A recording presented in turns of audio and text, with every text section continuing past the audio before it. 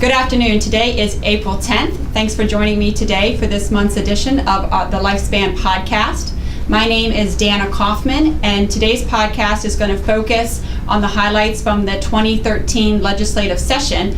But before I begin, as you can see, we are on location today. We are in the beautiful offices of M&T Bank, located in downtown Baltimore. With me today is Christopher Callahan. M&T Bank is a associate member of LifeSpan and is this month's podcast sponsor. So thank you very much for joining me today, Christopher.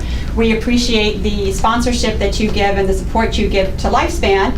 And if you could give us a brief overview of M&T Bank and how it works for senior care providers, that would be wonderful. Thank you, Dana. M&T is delighted to sponsor this podcast and work with LifeSpan. The bank is committed to the communities we serve, and healthcare providers are often some of the largest players in that partnership. We formed a healthcare banking group in 1988 in order to bring expertise and knowledge to the clients we serve, and we are delighted to work with you and your advocacy and education efforts and with the patients that your providers serve. Thank you very much. And I have to say, you are our first guest on our podcast, so I appreciate your bravery for joining me today. Thank you again. Now to go into the 2013 legislative session, and to always begin with the governor's fiscal year 2014 budget. The changes that I'm about to speak about do take effect July 1st, 2013.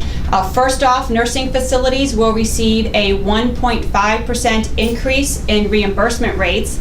In addition, nursing facilities will receive an additional $1.5 million in reimbursement related to unpaid co-payments. At this time, it's unclear how that money will be returned to the system. For medical adult daycare providers and other waiver providers, you will be seeing a 2.5% increase in your rates. With regards to the older adults waiver, case management services will now be performed by the Department of Health and Mental Hygiene rather than the Department of Aging. LifeSpan did successfully have removed from the budget language that would have required the Department of Health and Mental Hygiene to begin tailoring a framework for the reporting of community benefits by nonprofit nursing facilities. And lastly, OHCQ will now be required to submit periodic or quarterly reports to the General Assembly on the survey process, particularly the number of surveys performed each quarter and the number of complaints filed and investigated. It is our understanding that OHCQ will be making reforming the survey process a top priority for 2013. Now, moving into the legislation, there was two bills that did pass that will have a fiscal impact. Well, two bills that were part of the General Assembly that will have a fiscal impact on senior care providers. The first is the governor's Transportation Initiative, House Bill 1515, which does increase the tax on gasoline. So again, certain providers like medical adult daycare centers will be affected by that initiative. A second initiative, which actually failed, unfortunately, to pass the General Assembly, would have delayed the implementation of a storm water management fee on all impervious surfaces. This bill had passed last year, and again, this bill, this session, would have delayed it for the largest 10 counties. The bill would have also capped the fees paid by not-for-profits. So unfortunately, starting in July, property owners will be billed for their square footage on impervious surfaces on their property. Each county is now working on their fee structures and plans, and LifeSpan will be monitoring these fee structures and plans, and will be sending out some additional information to all members in those 10 largest counties. Continuing with the business and labor bills, a bill did pass that requires an employee to explore with pregnant employees, an employer to explore with pregnant employees all reasonable accommodation requests.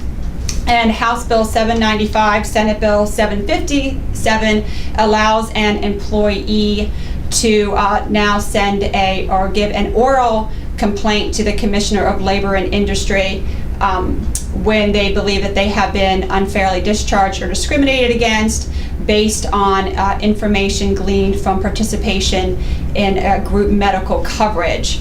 Several business and employment bills did fail. Bills that would have mandated employers provide sick leave benefits or sick leave time to employees failed, as well as a bill that would have increased the minimum wage for employers. Now, on that issue, the feds are expected to take up that issue later this year. Moving forward, well, one additional bill that did fail was a bill that would have required nursing facilities and assisted living programs to develop a workplace violence prevention program, committee, and plan to reduce the incidences of workplace violence on healthcare workers. LifeSpan did oppose this measure, and the bill was ultimately withdrawn. However, we do believe that additional discussions will occur on this topic later this year. Moving on to healthcare bills, LifeSpan did successfully extend the deadline by one additional year for the Board of Nursing to be able to complete the applications for medication technicians.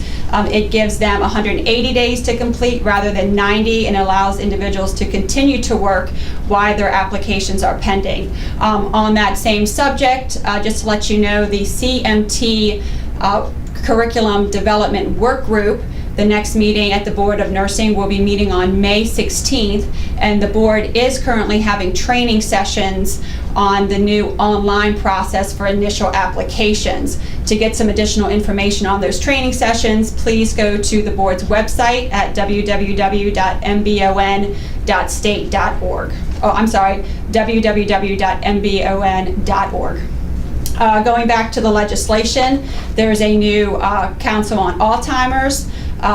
That is the continuation of the Governor's Commission on Alzheimer's. LifeSpan did have individual reps from all three industries, nursing facilities, assisted living, and medical adult daycare, placed on that commission council given the unique settings of each industry.